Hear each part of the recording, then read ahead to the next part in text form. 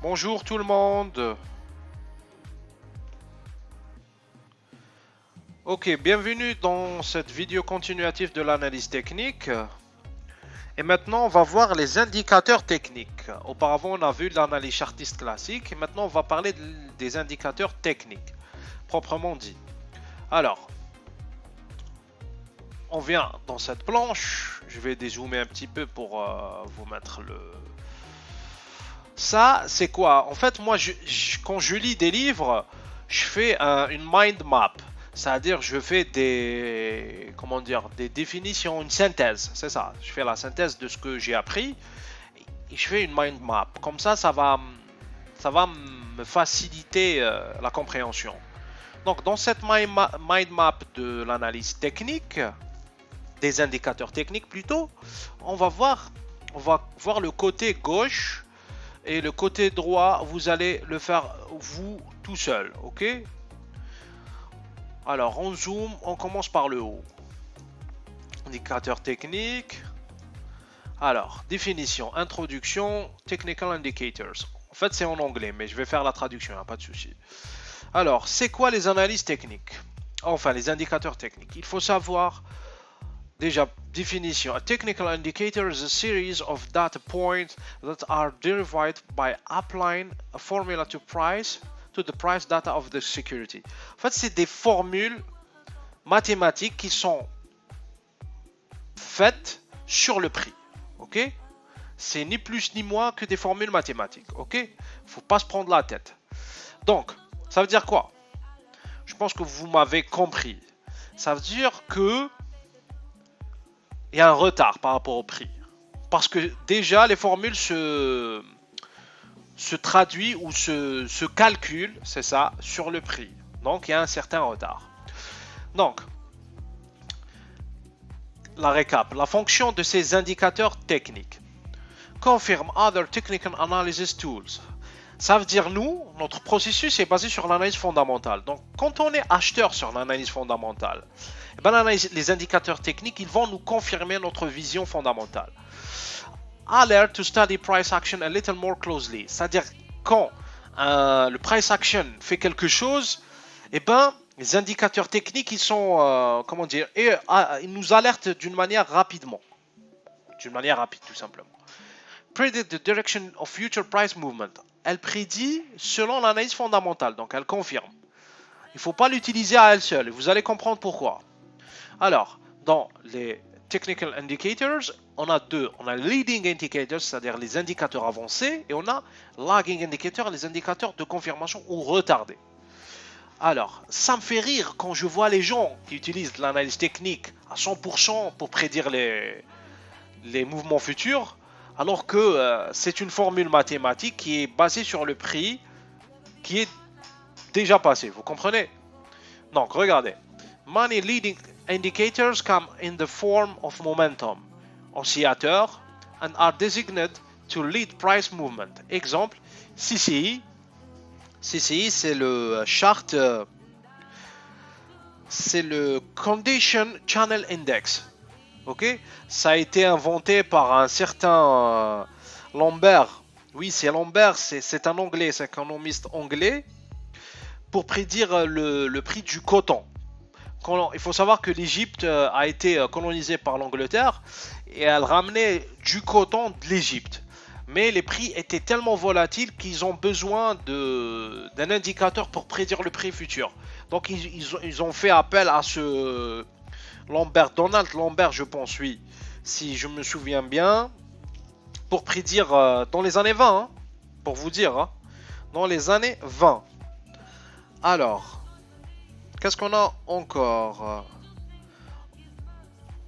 On a le momentum, ce qu'on va voir, on a le RSI, Stochastics, Williams pourcentage ratio, et on a le rate of change. Moi personnellement, j'utilise le rate of change et le RSI. Ok? En fait, ce qui reste stochastique, c'est pour le court terme. Et ça, c'est vieilli, c'est-à-dire personne ne l'utilise. Alors, c'est pas ça le plus important. On va voir ce qui fait que ces indicateurs sont avancés par rapport au lagging. They catch turning point in the flat market but give premature and dangerous signals when market begin to trend. Ok. Ça veut dire quoi? Leading indicators, ils vont nous donner un signal très tôt. Mais ce signal, il peut être dangereux parce que il peut pas. Bon, le trend quand il commence, il peut faire un retour au. C'est-à-dire s'il casse un support, il peut faire un pullback. Donc cette cassure qui va nous donner, qui va être confirmée par les indicateurs avancés des indicateurs techniques, ça peut être un faux signal. Donc vous avez compris, les indicateurs avancés dans les indicateurs techniques nous donnent un signal prématuré. Regardez ensuite. Leading indicators are best used in trading range. Vous comprenez, trading range. They can also be used in trading market, but usually with the major trend, not against it. Vous comprenez? Moi, ça me fait rire quand quelqu'un me parle de RSI contre-tendance. Il cherche des signaux contre-tendance. En fait, le RSI, le momentum et tout ça s'utilise dans un trading range. S'il y a cassure, on va voir est-ce qu'il y a confirmation avec le RSI ou pas. On va voir des exemples ici. Par exemple, regardez le RSI ici. Regardez, par exemple, moi je suis en weekly. Attendez, je vais descendre en daily. Regardez, ici par exemple, j'ai un range qui a duré plusieurs semaines, 3 mois. On a cassure du dollar. Regardez le RSI, ce qu'il a fait. Il a chuté, mais il n'a pas chuté. Enfin, il a cassé ses plus bas, mais il n'y a pas une force. Donc, ça peut être un faux signal, cela. Vous comprenez? Regardez, par exemple, ici, on va trouver un vrai signal. Regardez ici. Attendez. Non, c'est pas ici. Non, c'est ici. Non. Ouais, rectangle. Regardez, par exemple, je fais ici, on a un range. Ça, c'est un signal, regardez. Par exemple, on n'a pas tout ça. On est ici.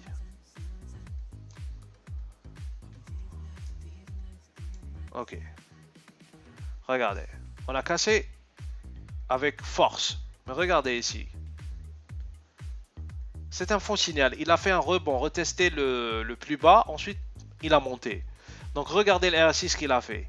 C'est des indicateurs prématurés, avancés. Ça veut dire c'est un... Il vous faut des confirmations. Vous comprenez? Il ne faut pas baser tout votre trading sur un RSI, sur un signal RSI. Non, lui, il va confirmer est-ce qu'on a sorti du range ou pas encore. Ok? Et il est utilisé dans les trending markets, but usually with a major trend, not against it. Je vais vous montrer ça. In a market that is trading up, the best use is to help identify oversold condition for buying opportunities.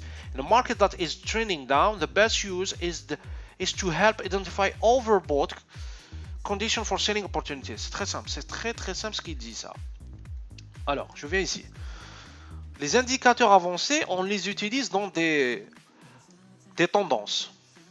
Mais qu'est-ce qu'ils nous donnent? En fait, il faut les utiliser dans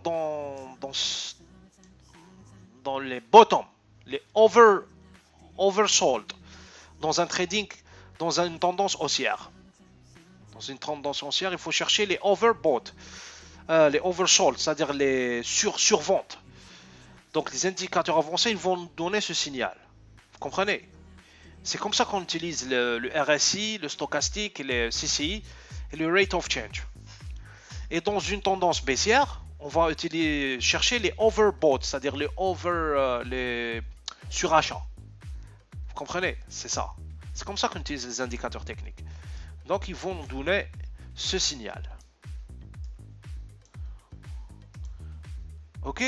Ça, c'est les leading indicators. Alors, quels sont les bénéfices et les inconvénients?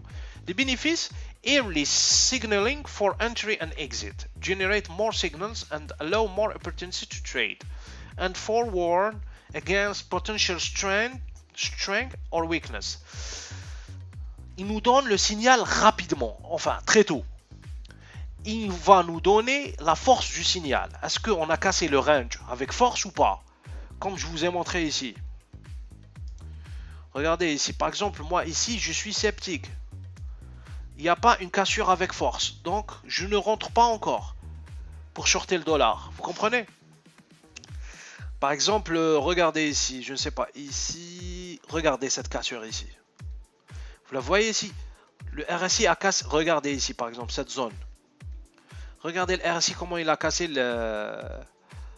Donc, dans une tendance baissière, vous cherchez le overbought. Par exemple, ici, regardez, vous cherchez ça. Retournement de situation ici. Attendez, je vais vous mettre comme ça. Paf. Tac, regardez ici. Paf. Attendez, regardez. Vous cherchez les hauts de la trend, du trend, si vous voulez. Donc, on revient. J'espère que vous savez les bénéfices de comment utiliser cela. Maintenant, les inconvénients. More signals and early aerial signals mean that chance of false signals. C'est ça ce que je suis en train de vous expliquer. Vous avez des signaux très tôt, mais il peut être un faux signal. Donc, il faut l'utiliser à confronter avec les lagging indicators et d'autres signaux. And whipsaws increase false signals will increase the potential for losses.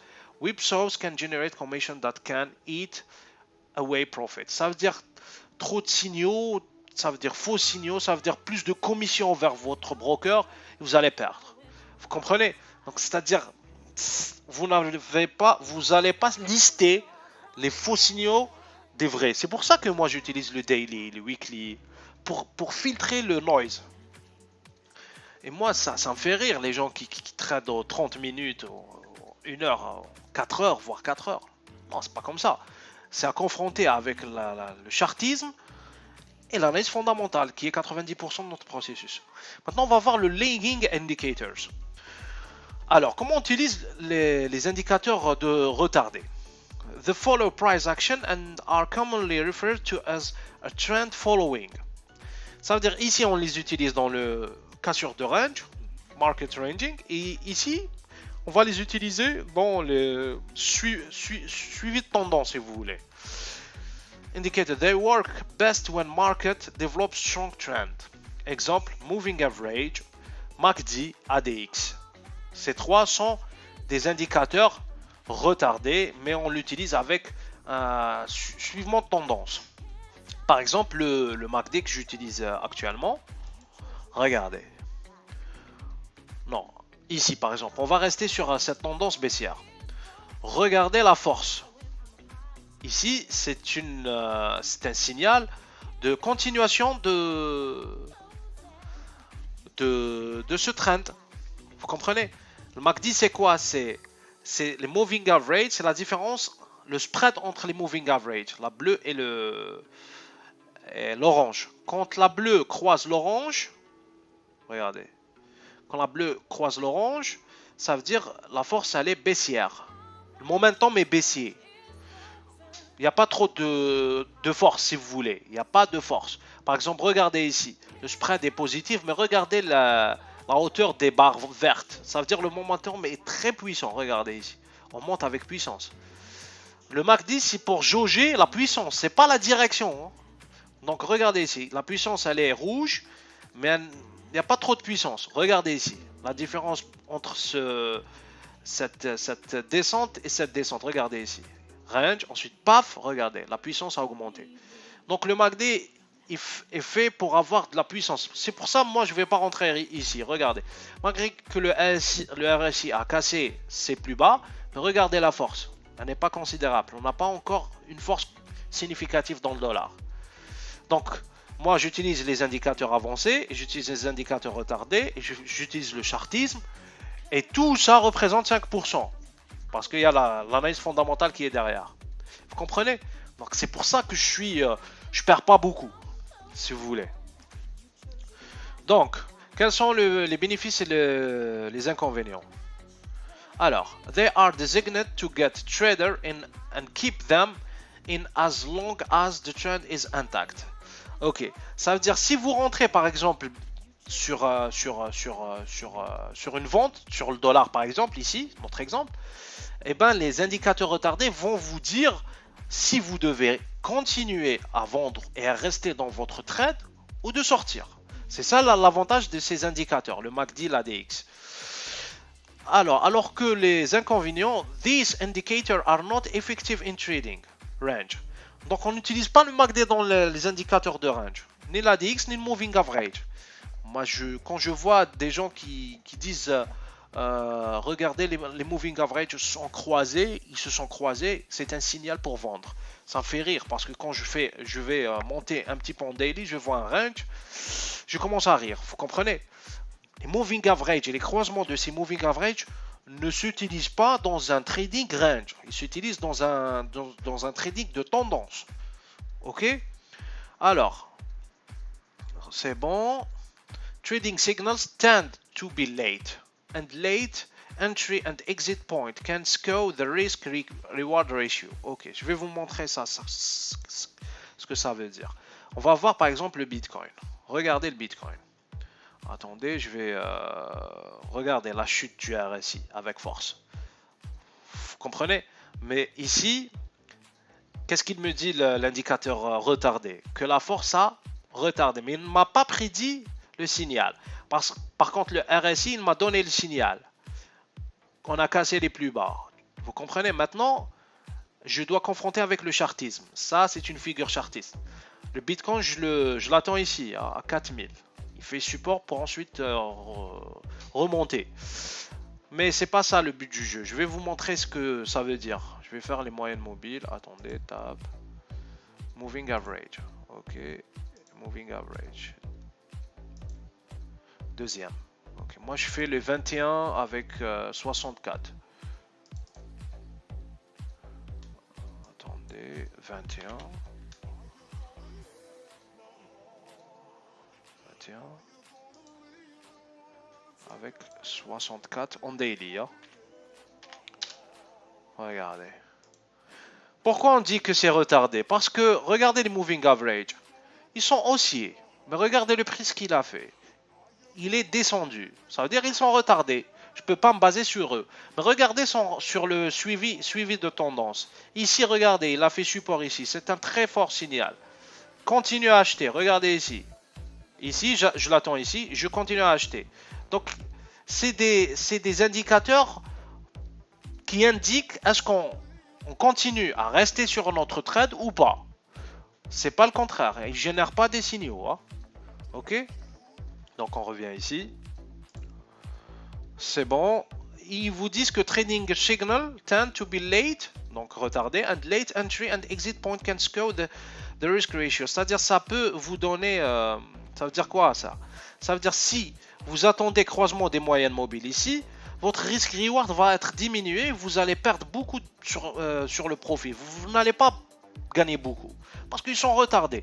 Donc imaginons que quelqu'un va attendre que cette moyenne mobile croise celle-là. Ben, il va perdre. Parce que tout simplement, on est déjà dans une tendance haussière et ça ne veut pas dire qu'il va continuer à baisser, à confronter avec le fondamental. À confirmer, pas à confronter, parce que le fondamental c'est 90%. Donc, je continue. C'est bon. Maintenant, on va voir les oscillateurs. Les oscillateurs. An oscillator is an indicator that fluctuates above and below and central line or between set level as its value change over time. Oscillators identify the emotional extreme of market crowd. Alors, c'est quoi les oscillateurs? On a centered oscillator, les oscillateurs centrés qui oscillent sur une moyenne centralisée, centrée, ça veut dire le zéro. Et on a banded oscillator, les oscillateurs bornés. On va commencer avec centered oscillator. They fluctuate above and below a central line and are best suited for analyzing the direction of price momentum and its strength or weakness. Momentum is bullish when a centered oscillator is trading above its central line and bearish when it sits below. C'est très simple. Par exemple, le MACD. Le MACD, c'est un oscillateur centré. Il est centré sur les zéros. Regardez, 0, 100, moins 100. Quand le trend, c'est-à-dire quand le trend est au-dessus du 0, ça veut dire la force, elle est bullish. Et on va mesurer cette force. Est-ce qu'elle est continue ou elle commence à baisser? Vous comprenez? Si on était en dessous en dessous de 0, ça veut dire la force elle est bearish. Regardez ici, la force est bearish. Mais est-ce qu'elle est, elle va continuer ou pas, la force? C'est ça l'oscillateur, centralized oscillator. Maintenant, on va continuer avec the bounded oscillators. C'est le RSI le stochastique. Moi, j'utilise le RSI. They fluctuate between overbought and oversold extremes and are best suited for identify overbought and oversold level. Most banded oscillators rarely and divergence and overbought, oversold level to generate signals. Ok, je reviens ici.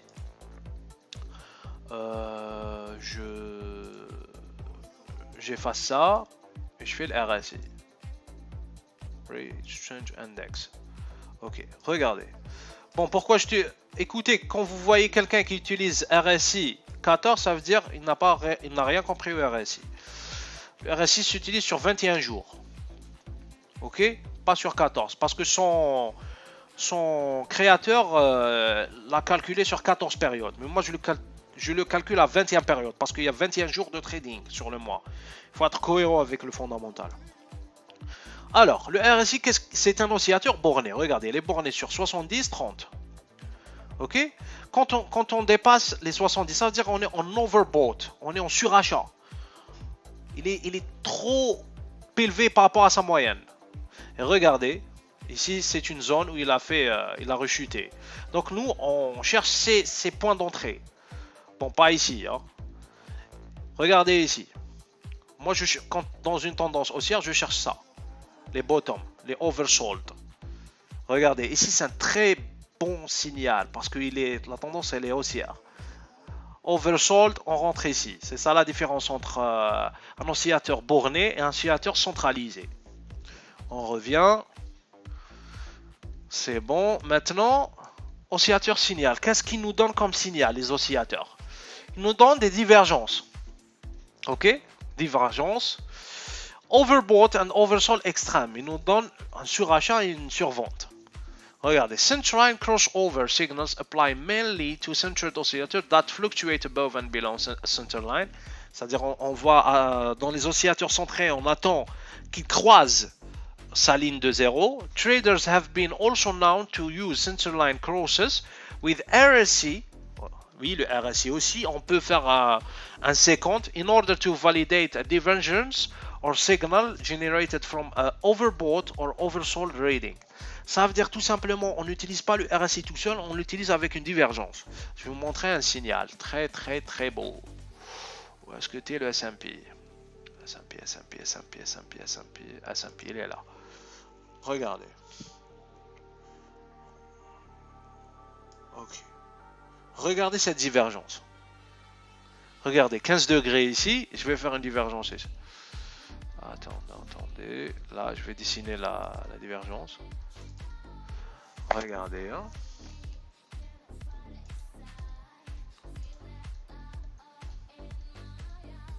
Regardez. 15 degrés moins 15 degrés. Regardez maintenant cette divergence de 5 degrés avec cette divergence ici. Attendez.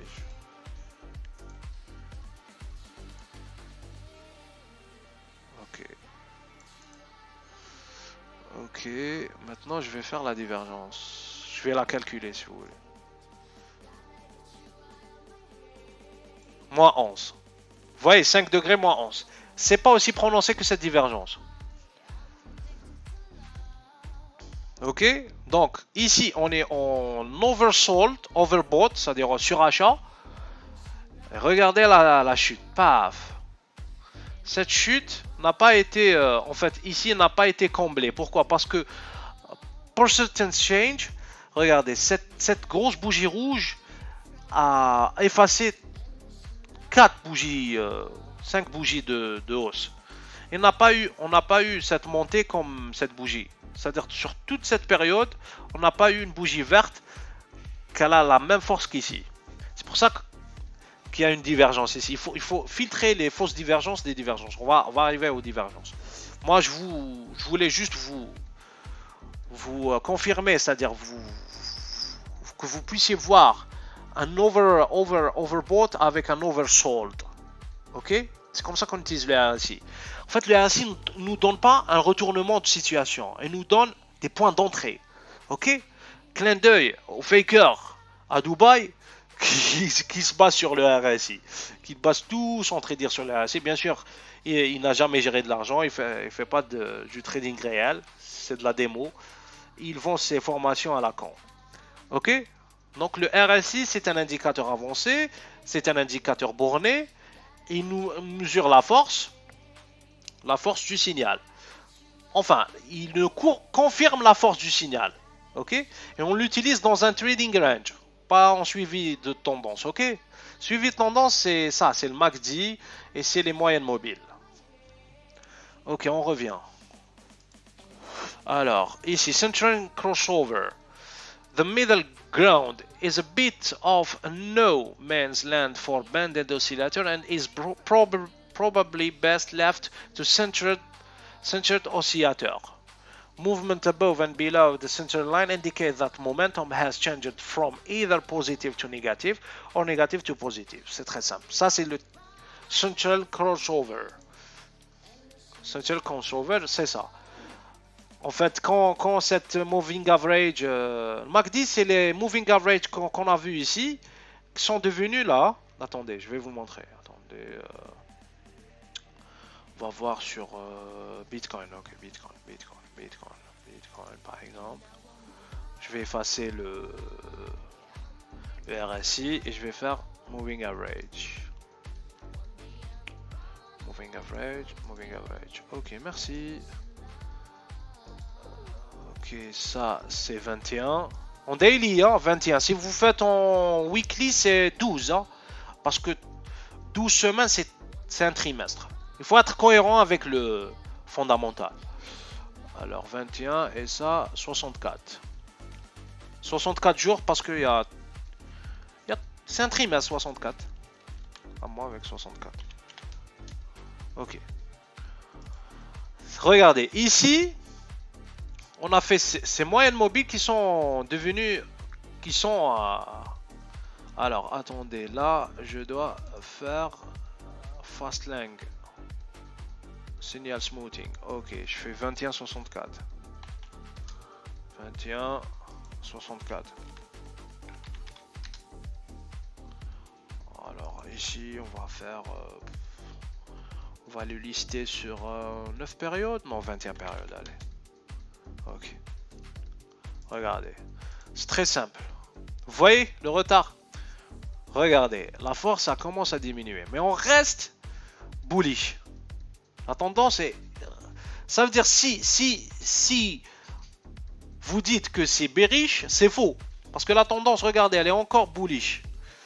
Et regardez le RSI, si vous vous souvenez, nous a donné un signal à la vente. Mais à la vente en contre-tendance. Donc il ne faut pas l'utiliser. Donc si vous êtes acheteur sur le Bitcoin, par exemple, vous êtes entré ici, il faut vous rester acheteur. Hein, et vous allez voir la force du momentum, est-ce qu'elle est grande ou pas? Regardez, ici la force elle est très grande. Hein. Donc à confronter si elle continue avec cette puissance ou pas. Donc le MACD c'est ça.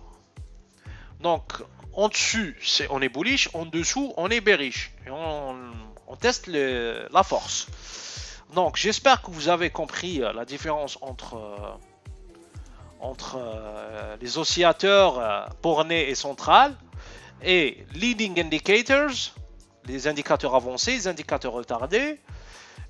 J'en suis sûr que ces informations n'existent pas sur Internet. J'en suis sûr. Donc, je vous donne rendez-vous pour la prochaine vidéo qui va continuer sur les moving average, comment les utiliser. Le MACD, on va le voir plus en détail. Le MACD histogramme. L'ADX c'est comme le MACD, hein. Il teste la force du momentum. Ok. Allez, merci, à la prochaine vidéo.